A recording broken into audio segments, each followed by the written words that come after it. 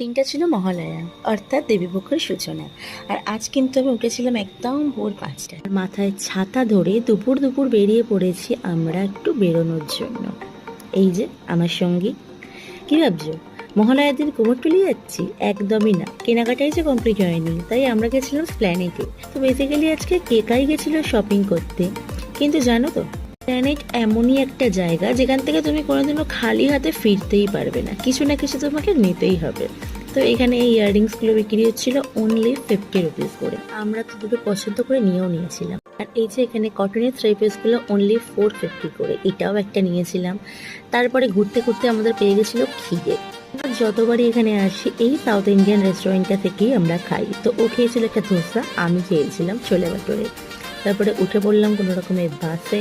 আর এই যে মুখ চোখের অবস্থা একবারে জায়গা। বাড়ি ফেরার পথে দেখলাম যেহেতু মহালয়ার দিন, তো কোনো এক মণ্ডপে হয়তো ঠাকুর নিয়ে আসছিল, আর দেখে মনটা ভীষণ খুশি হয়ে গেল।